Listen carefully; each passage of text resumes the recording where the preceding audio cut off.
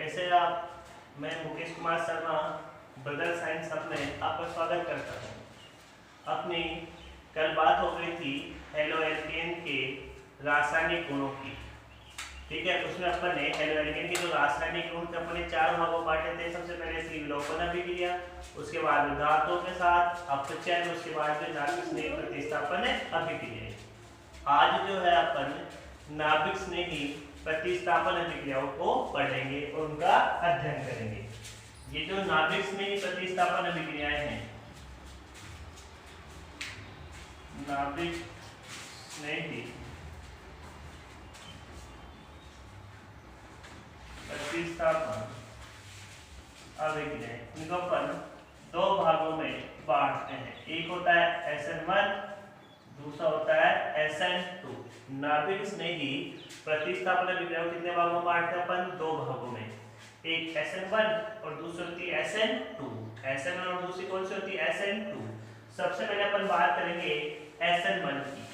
नाभिक स्नेही प्रतिस्थापन अभिक्रिया में सबसे पहले अपन बात करेंगे SN1। तो ये देखिए के रासायनिक गुणों में SN1 जो है नाभिक स्नेही प्रतिस्थापन अभिक्रिया पर उनको 2 भागों में बांटा। पहला भाग SN1 और दूसरा भाग SN2। अब बात करते हैं SN1 होता क्या है, इसका पूरा नाम क्या होता है, S का क्या मतलब होता है, N का क्या मतलब होता है, A का क्या मतलब होता है। तो देखो यहाँ S जो है ये बनता है सब्स्टिट्यूशन से, N का मतलब होता है न्यूक्लियोफिलिक से और A का मतलब होता है यूनिमोलिकुलर। S का मतलब सब्स्टिट्यूशन रिएक्शन से है, N का मतलब होता है न्यूक्लियोफिलिक से और A का मतलब होता है यूनिमोलिकुलर। इसका मतलब इसका पूरा नाम होता है एकाणु नाभिक स्नेही, एकाणु नाभिक स्नेही प्रतिस्थापन अभिक्रिया। एकाणु यूनिमोलिकुलर मतलब एकाणु, न्यूक्लियोफिलिक का मतलब नाभिक स्नेही और सब्स्टिट्यूशन का मतलब होता है प्रतिस्थापन अभिक्रिया। तो इसका पूरा नाम हो गया एकाणु नाभिक स्नेही प्रतिस्थापन अभिक्रिया। एकाणु नाभिक स्नेही प्रतिस्थापन अभिक्रिया। तो अपन जो है ये पढ़ेंगे यहाँ पे सबसे पहले SN1 या अपन इसको बोल सकते हैं एकाणु नाभिक, एकाणु नाभिक स्नेही प्रतिस्थापन अभिक्रिया।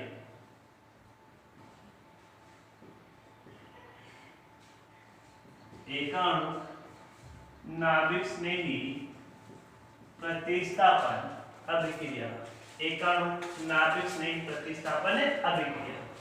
तो देखो अपन डायरेक्ट सीधी सी बात करते हैं इसके अंदर कि क्योंकि अपनी जो सिलेबस है किसका है, क्लासरूम से, मतलब 12th क्लास का है, तो अपने को वही चीजें पढ़नी है जो अपनी 12वीं क्लास से अपने काम में आती है। ठीक है, तो देखो ये जो एकाणु नाभिक स्नेही अभिक्रिया है इसको अपन 2 भागों में बांटते हैं। अपनी पिछली क्लास में अपन ये पढ़ा था कि पॉजिटिव चार्ज लगे किसी के ऊपर वो क्या होता है, कार्बोकेटन। क्या होता है वो? कार्बोकेटन। तो देखो इधर ये जो SN1 अभिक्रिया है ये 2 पदों में पूरी होती है। SN1 अभिक्रिया जो है वो सबसे पहले बात करें 2 पदों में। कितने पदों में होती है? 2 पदों में।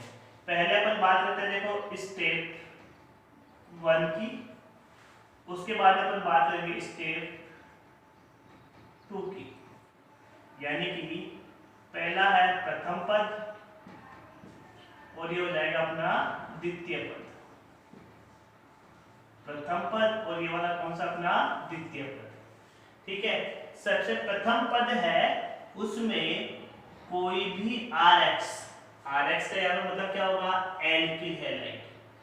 कोई भी एल्किल हैलाइड जो है उसमें विखंडन होता है। और अपन ने पढ़ा था अपनी क्लास के अंदर कि विखंडन जो है वो दो प्रकार से होता है, एक तो समांश विखंडन और एक होता है विषमांश विखंडन। एक तो समांश विखंडन होता है और दूसरा कौन सा होता है, विषमांश विखंडन। तो यहाँ पे सम यानी होता है समान, अंश यानी अंश, जो दो बराबर भागों में टूटता है वो होता है समांश, और जिसके दो बराबर भाग नहीं हो वो होता है विषमांश। इसका मतलब यदि Rx का विखंडन हो, Rx टूटता है तो ये बनाता है R प्लस में और ये X से माइनस में। ये क्या बनाता है, R प्लस और X से माइनस में। इसका मतलब R एक प्रकार से कार्बोकेटायन बन गया, X यहाँ पे एक नाभिक से जो बाहर निकले जाता है, या X जो यहाँ से क्या होता है, निष्कासित। यदि मैं यहाँ पे ये कहूँ कि ये निष्कासित होने वाला क्या होता है, पद होता है, इसको बोलते हैं अपन कार्बोकेटायन। कार्बोकेटायन R जो है वो क्या होता है, कार्बोकेटायन। इस द्वितीय पद में क्या होता है, ये R प्लस जो है किसी भी न्यूक्लियोफाइल से क्या करता है, अभिक्रिया कर लेता है। द्वितीय पद में क्या होता है कि ये जो है R जो है वो किसी भी न्यूक्लियोफाइल से क्या करता है, क्रिया कर लेता है, और क्रिया करने के बाद ये बना देता है अपने RNU। क्रिया करने के बाद ये क्या बनाता है, RNU। अपने को यहाँ पे इस चीज का ध्यान रखना है कि ये जो प्रथम पद होता है ये होता है धीमा पद। प्रथम पद कौन सा पद होता है, धीमा पद। और जो तृतीय पद होता है, सॉरी जो सेकंड पद होता है वो होता है तीव्र पद।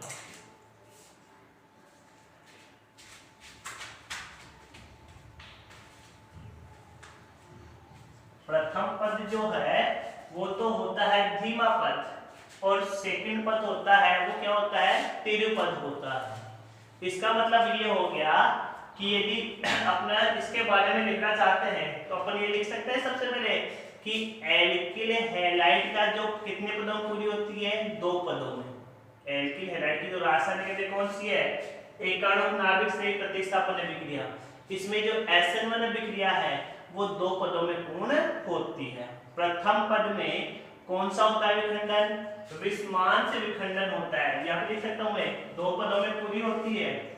दूसरी स्ट्रोक हो सकती है यहाँ पे, इसमें कौन सा विखंडन होता है, विषमांश। इसमें सेकंड अभिक्रिया में मैं लिख सकता हूं आपके सामने यहाँ पे, इसमें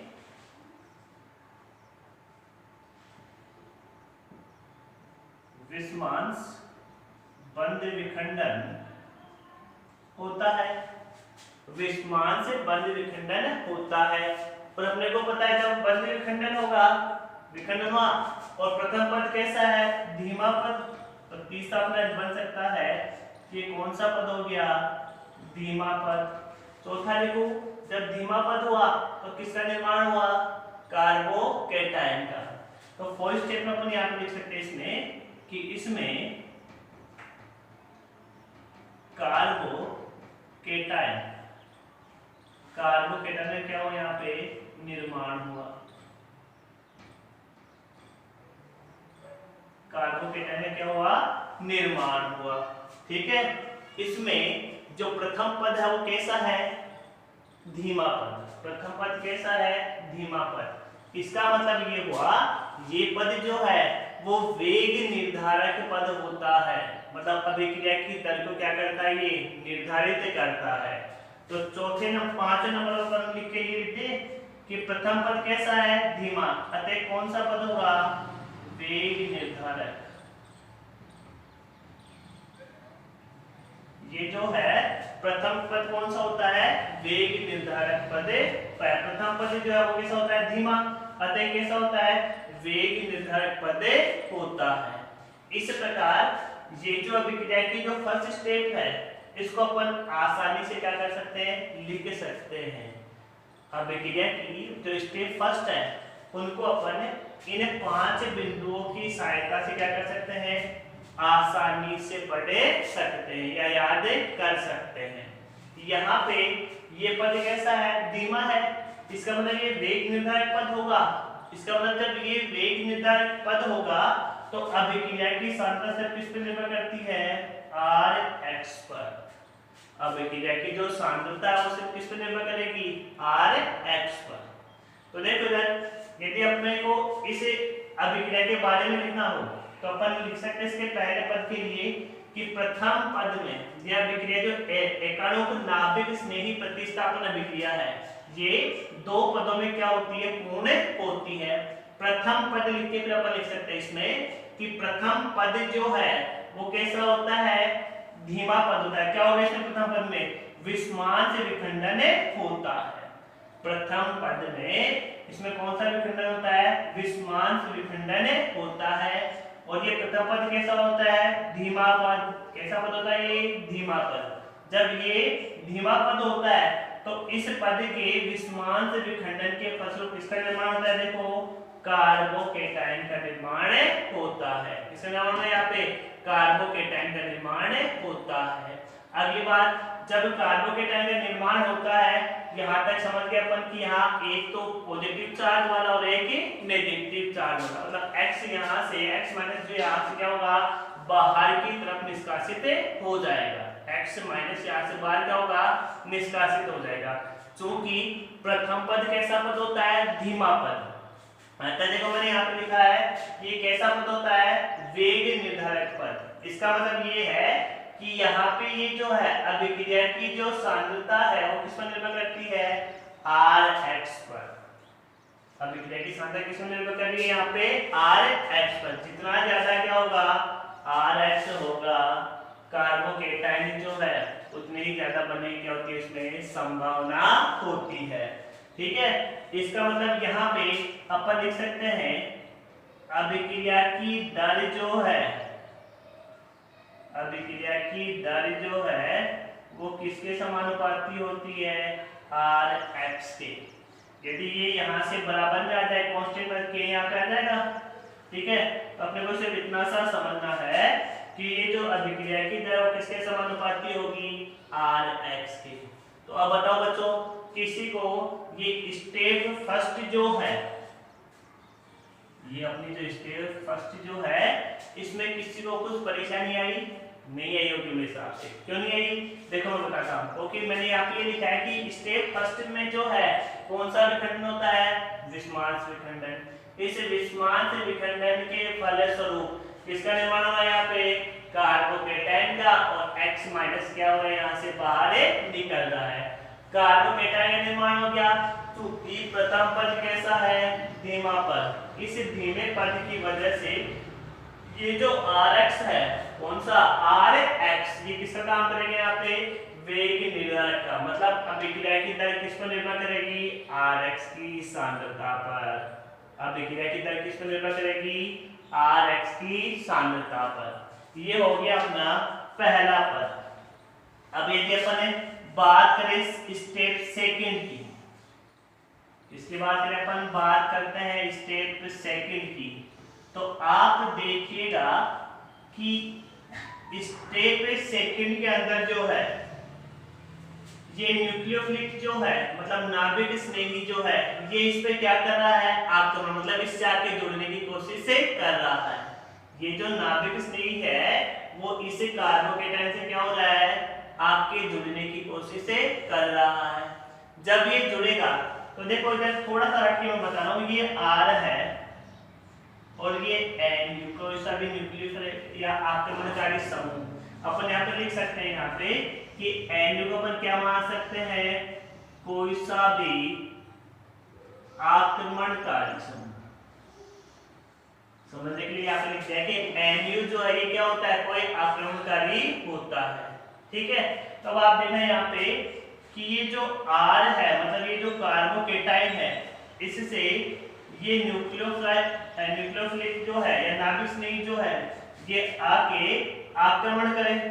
जब ये इसके ऊपर आक्रमण करेगा तो इसके पास दो प्रकार की संभावनाएं बन सकती है।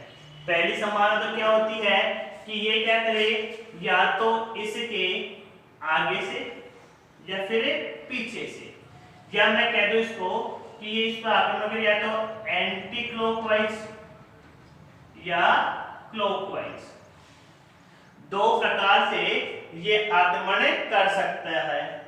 जब आक्रमण करेगा तो क्लॉकवाइज करेगा या एंटी क्लॉकवाइज आक्रमण करता है। ठीक है, कारण क्या है, क्योंकि ये जो मध्यवर्ती कार्बोकेटाइन है, यहाँ पे क्या बना, मध्यवर्ती मतलब बीच का, बीच में क्या बना R+, और ये जो R+ है ये कैसा होता है, समतलीय होता है। R+ कैसा हुआ, समतलीय होता है। और जब ये R+ समतलीय होगा, इसका मतलब है ये जो आक्रमणकारी समूह है ये इसको आगे की तरफ से भी और पीछे की तरफ से भी, किधर से भी क्या कर सकता है, आक्रमण कर सकता है। इसका मतलब ये एक दूसरे के प्रभाव या रोटेशन को क्या करते हैं, निरस्त कर देते हैं। एक इधर से घूमे और एक इधर से घूमे, ठीक है, दोनों एक दूसरे क्या हो, विपरीत होते हैं। इस प्रकार की कंडीशन में ये जो है ये बनाते हैं अपना रेशमिक मिश्र, एक दूसरे के प्रभाव या क्या करते हैं, नष्ट कर देते हैं। इस प्रकार ये अपनी जो है एकाणु नाभिक स्नेही प्रतिस्थापन अभिक्रिया ये क्या होती है, संपन्न होती है। ठीक है, वो इस तो सेकंड वन में अपन क्या लिखेंगे, सेकंड पद में अपन ये लिखेंगे कि प्रथम पद से प्राप्त कार्बोकेटाइन, प्रथम पद से प्राप्त कार्बोकेटाइन मध्यवर्ती के रूप में प्राप्त होगा। ये जो मध्यवर्ती है ये कैसा होता है, यहाँ देखो लिखा हुआ है, ये कैसा होता है, यहाँ पे समतलीय होता है। जब ये समतलीय होगा तो आने वाला आक्रमणकारी समूह जो है या तो इसके क्लॉकवाइज या एंटी क्लॉकवाइज, या कह दूं मैं इसको सीधी से अपनी भाषा में आगे से या पीछे से किधर भी क्या करे, आक्रमण कर देता है। जिससे ये किधर से भी आक्रमण करे उससे क्या होगा, ये एक दूसरे के प्रभाव क्या करेंगे, निरस्त कर देंगे। और जब प्रभाव को निरस्त कर देंगे तो उत्पाद के रूप में जो है वो रेशमिक मिश्रण क्या होता है, प्राप्त होता है। उत्पाद के रूप में क्या प्राप्त होता है, रेशमिक मिश्रण प्राप्त होता है। तो ये हो गया अपनी स्टेप नंबर सेकंड और ये step number first, step first और स्टेप सेकंड। ठीक है, अब यदि अपन बात करें कि SN1 अभिक्रियाओं की जो क्रियाशीलता का क्रम होता है, SN1 अभिक्रियाओं की जो क्रियाशीलता का जो क्रम होता है वो क्या होता है, तो आप देखना इधर कि इसका जो ये क्रम है वो होता है, क्रियाशीलता का क्रम होता है SN1 का, बहुत इंपॉर्टेंट है। ये वाला जो है क्रियाशीलता क्रम होता है, ये होता है 3 डिग्री 2 डिग्री 1 डिग्री CH3X। इसको आप चाहो तो स्टार लगा सकते हो। ये जो क्रियाशीलता का क्रम होता है 3 डिग्री 2 डिग्री 1 डिग्री और CH3X, ये बहुत ही महत्वपूर्ण होता है। ये हमेशा डबल स्टार कह सकते हो आप इसको, बहुत ही इंपॉर्टेंट होता है। ठीक है, 2 डिग्री 1 डिग्री और 3 डिग्री 2 डिग्री 1 डिग्री और CH3X। ठीक है, तो ये इसकी क्रियाशीलता क्या हो गया, क्रम हो गया। ठीक है, तो चलो अपन एक उदाहरण लेते हैं सीधा सा, जो भी उदाहरण लेंगे तो अपन ये जो काम में लेंगे सेम अभिक्रिया, यहाँ पे अपन जो ये काम में ली है ये इस वाली विधि को अपन क्या लेंगे, काम में लेंगे। ठीक है, कि अपन ने पहला पद दो पदों में होती है कि पहला पद अपन तोड़ते हैं, दूसरे पद में ये होता है, उसके बाद में अपन क्या करेंगे, इसे की संपूर्ण रासायनिक अभिक्रिया भी क्या करेंगे, अपन लिखेंगे। तो देखो जब अपन लिखते हैं सबसे पहले इसकी अभिक्रिया करवाएं अपन। देखो यदि कोई तृतीयक ब्यूटिल क्लोराइड की, तृतीयक ब्यूटिल क्लोराइड की अपन अभिक्रिया करवाएं KOH के साथ, तृतीयक ब्यूटिल अभिक्रिया की अपन किससे करवाएं, KOH के साथ। तो देखो सबसे पहले KOH जो है, KOH जो है ये टूटता है K प्लस में और OH माइनस, OH माइनस में। इसका मतलब ये OH जो है ये अपने यहाँ पे कैसा हो गया, आक्रमणकारी। OH माइनस क्या हो गया यहाँ पे आक्रमणकारी। अब बात में अपन तृतीय की ब्यूटिल क्लोराइड की, ये हो गई इसकी स्टेप फर्स्ट, ये वाली स्टेप फर्स्ट में एक बनेगा कार्बोकेटन में क्या बनेगा ऋणात्मक आयन का क्लोराइड आयन वाला। ठीक है, तो यहाँ पे अपन इसको लिख सकते हैं स्टेप फर्स्ट। क्या लिख सकते हैं अपन इसको यहाँ पे स्टेप फर्स्ट। और अपने को पता है स्टेप फर्स्ट कैसी होती है धीमा पद, स्टेप फर्स्ट कैसी होती है धीमा पद। और ये टूटता है देखो यहाँ पे CH3C CH3 CH3 और ये कार्बोकेटायन प्लस में ये क्या बन गया कार्बोकेटायन, फिर ये Cl ये बन गया Cl माइनस। अब इसे कार्बोकेटायन से किसने आक्रमण किया न्यूक्लियोफिलिक में मतलब माइनस वाले पे। तो यहाँ पे इसे कार्बोकेटायन से मैं ऊपर लिख देता हूँ यहाँ पे या नीचे लिख देता हूँ देखो CH3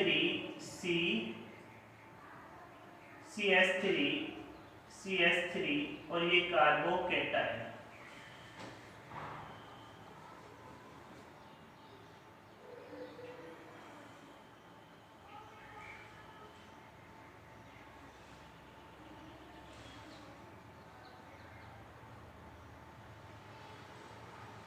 इससे ये OH माइनस वाला ये है अपनी स्टेप सेकंड,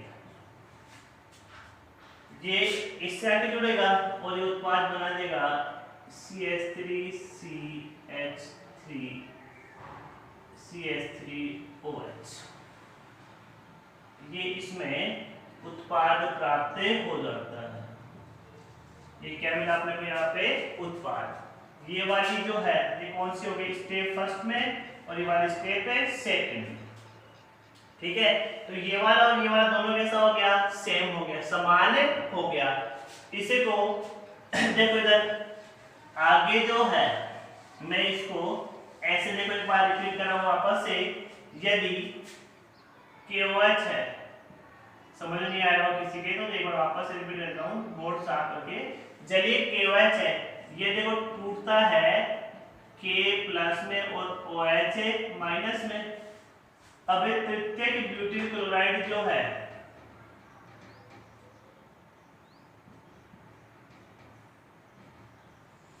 तृतीय ब्यूटिल क्लोराइड स्टेप फर्स्ट की बात करेंगे अपन यहाँ पे। और स्टेप फर्स्ट में प्रथम पद कैसा होता है धीमा पद, प्रथम पद कैसा होता है धीमा पद। तो ये बनाता है यहाँ पे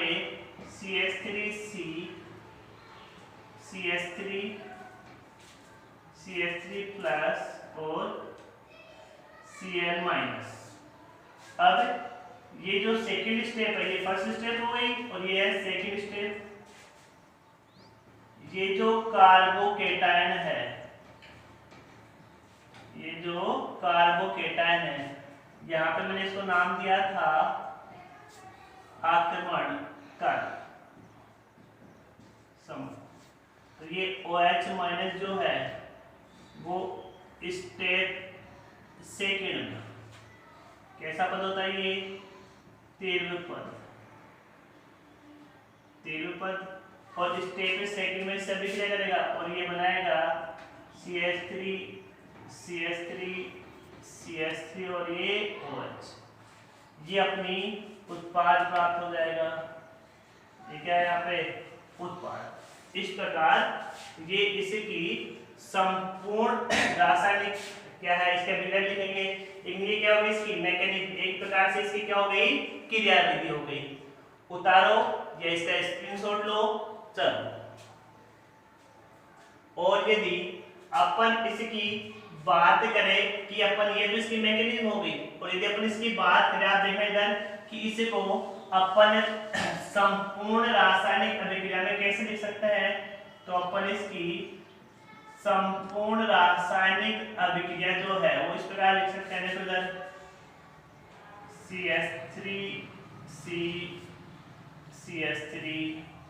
CH3Cl प्लस KOH यहाँ से KCl बाहर निकलेगा। अभिक्रिया ये SN1, ये बनाएगा यहाँ पे CH3C CH3OH CH3 plus KC plus KC, ये हो गया अपनी SN1 अभिक्रिया। ठीक है बच्चों, यदि आपको फिर भी कुछ परेशानी आए या समझ में नहीं आता है तो आप हमें कमेंट्स बॉक्स में लिखें कि सर हमें ये चीज समझ नहीं आ रही है, आप इसका बताओ। ठीक है, जैसे ही आपकी SN1 और SN2 अभिक्रिया संपन्न होगी तो आप इससे कुछ पर्सन जो है वो सोल्व करूंगा। ठीक है, इसके अलावा एक बार मैं वापस रिपीट करता हूँ SN1 अभिक्रिया के लिए आपके लिए कि देखो ये जो SN1 अभिक्रिया ये दो पदों में पूर्ण होती है। प्रथम पद धीमा होता है। ठीक है, अतः धीमा पद जो होगा वो किस पर निर्भर करेगा? वेग निर्धारक पद पे क्या करता है? ये निर्भर करता है। इसका मतलब अभिक्रिया का जो वेग है या अभिक्रिया की जो दर है वो Rx पे Rx की सांद्रता पे क्या करती है? निर्भर करती है। प्रथम पद में जो है वो कार्बोकेटायन का निर्माण होगा।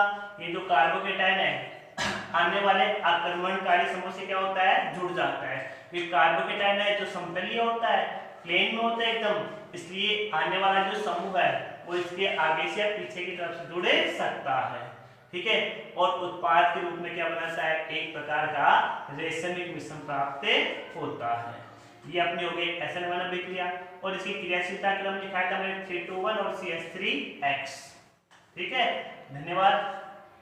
आप हमारे वीडियो को जो है लाइक कीजिए, सब्सक्राइब कीजिए और शेयर कीजिए। आपको हम जो है आपकी जो भी समस्या आएगी, जैसे कई ऐसे बोलते हैं सर लाइट्स की परेशानी आ रही है थोड़ी सी या वॉल्यूम में दिक्कत आ रही है, तो धीरे धीरे बेटा हम सारी प्रॉब्लम जो है वो सोल्व करते रहेंगे।